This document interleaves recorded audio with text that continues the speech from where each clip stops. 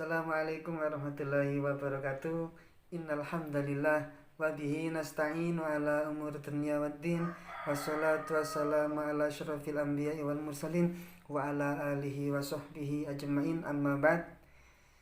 Syukur alhamdulillah sampai hari ini kita semuanya bisa beraktivitas dengan baik. Meskipun dengan keadaan wabah COVID-19 ini kita tetap semangat keras untuk melaksanakan ibadah. Lebih pentingnya lagi yaitu di bulan Ramadan seperti ini.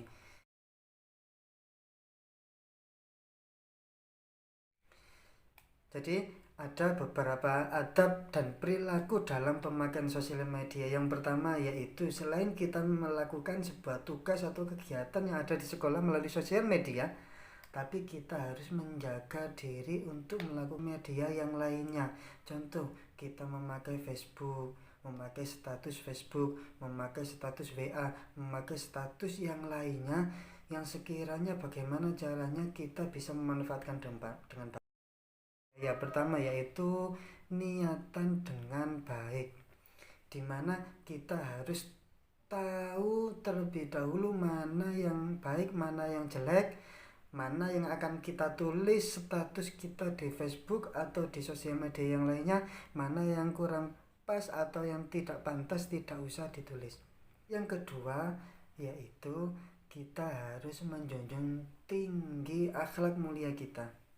Kadang anak-anakku sekalian, apalagi khususnya yang kelas 5 dan kelas 6 ini yang seringnya berstatus yang tidak layak atau yang kurang pantas atau bisa jadi tidak berakhlak mulia.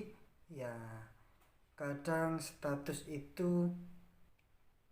statusnya sampai berkata-kata jorok, sampai ketika apa yang dialami hari ini disebutkan, dituliskan semuanya di statusnya, sehingga orang lain akan menilai dan teman-teman kalian akan menilai bahwasanya si A si B seperti ini. Yang selanjutnya yaitu membagikan foto diri kita sendiri dengan keadaan aurat terbuka. Contoh ya, di sekolahan anak-anak memakai kerudung, baik, betul, akan tapi di rumah kerudung dilepas dan itu sudah enjoy, sudah nikmat dengan sosial medianya, sudah lupa dengannya, langsung meng-share foto-foto itu kepada orang lain. Ribu-ribu orang yang sudah melihat aurat kalian. Jadi dari sini kalian harus memilah dan memilih foto yang akan kalian bagikan, ya, sehingga dikurangi untuk membagikan foto-foto diri kita. Baik, anak-anak sekalian, di sini ada pun juga yang harus dihindari, di mana bersosial media ini ada berperilaku, ya, ada dari bersosial media yaitu dengan niat yang baik. Bagaimana caranya kita memanfaatkan sosial media ini mengajak dalam kebaikan dan menjaga akhlak mulia kita. Baik, kali ini Pak Mujib juga akan membagikan sebuah informasi yang harus kita hindari dalam bersosial media, di mana bersosial media ini harus kita hindari diantaranya yaitu satu, itu pengertian dari qauluz zur. Qauluz zur yaitu kesaksian buruk, perkataan buruk, kesaksian palsu yang diperindah yang sekiranya orang lain bisa percaya.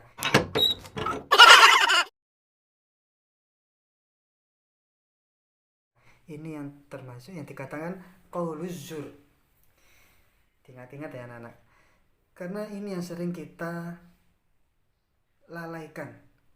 Kita sering berbohong kepada orang tua, kita sering berbohong kepada bapak ibu guru, kita sering berbohong kepada teman dan orang lain, sehingga berbohongnya ini diperindah dan orang lain itu bisa percaya. Ini harus dihindari, baik itu melalui sosial media atau langsung di rumah kepada orang tua kalian. Itu juga tetap sama halnya, itu perkataan buruk namanya berbohong, yaitu perkataan buruk. Seperti yang dijelaskan dalam Al-Quran, surat Al-Hajj ayat 30 menjelaskan bahwa kita diperintahkan untuk menjauhi qaul zur atau perkataan-perkataan buruk atau berbohong, karena dosa ini sama halnya ketika kita menyembah berhala. Ya, ini anak-anak harus kita tahu bahwa dosa ini sama saja dosa apa? Kalau kita menyembah pohon, menyembah patung, ini termasuk dosa apa? Dosa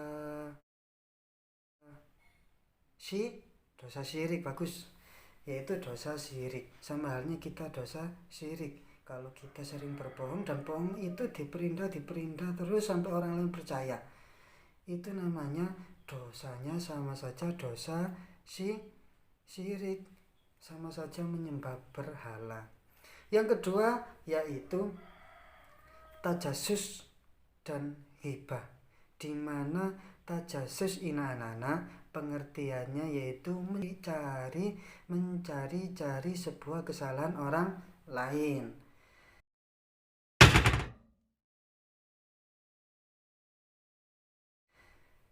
Contoh ya anak-anak ya, kalian di sekolahan atau di sosial media itu sama, atau di rumah sama, sehingga kita di sosial media kita mencari-cari kesalahan orang lain.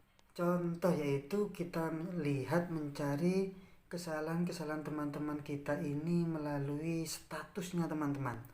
Ya, ini yang sering. Jadi teman si A ini statusnya apa ya, saya lihat semuanya dari awal sampai terakhir. Itu sama halnya mencari sebuah kesalahan. Dan pengertian dari ghibah yaitu membicarakan aib orang lain, membicarakan aib temannya. Contoh,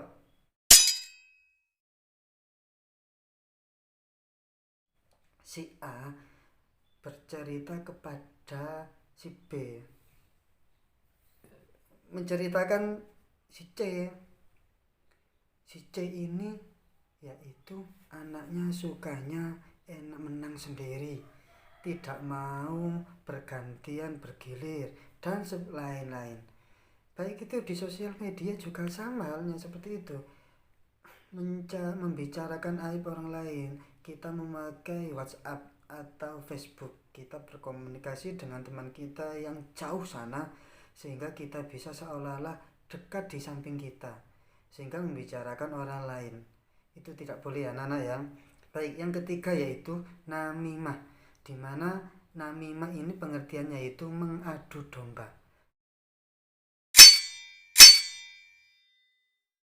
Mengadu domba itu bagaimana? Mengadu domba atau dombanya diadu.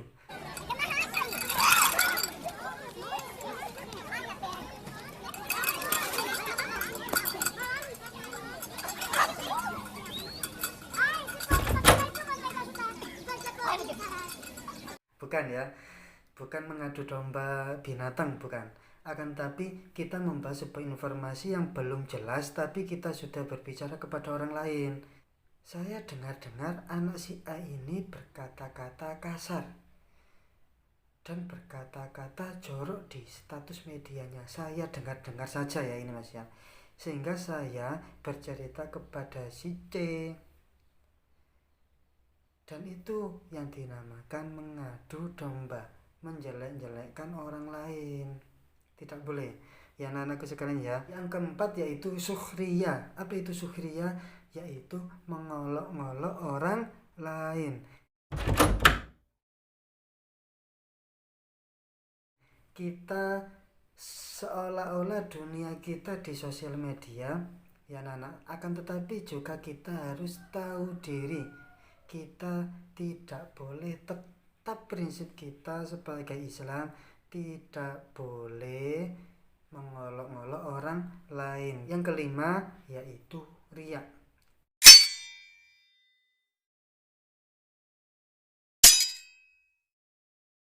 Di mana riya ini memamerkan apa yang kita lakukan apa yang kita lakukan beribadah kita agar dipuji orang lain karena tidak lillahi ta'ala.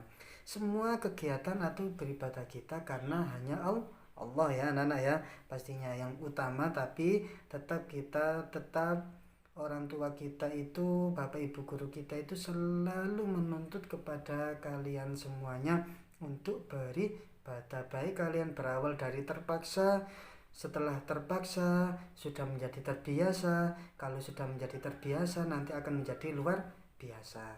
Sehingga dari sini kalian tetap semangat untuk beribadah, untuk melaksanakan kewajibannya, untuk memanfaatkan sosial media ini sebagai alat yang bagaimana caranya alat ini bisa bermanfaat bagi kita semuanya, baik dari kita sendiri, baik orang-orang lain, baik kepada orang tua kita, baik kepada bapak ibu guru kita. Maka dari sini saya akhiri. Assalamualaikum warahmatullahi wabarakatuh.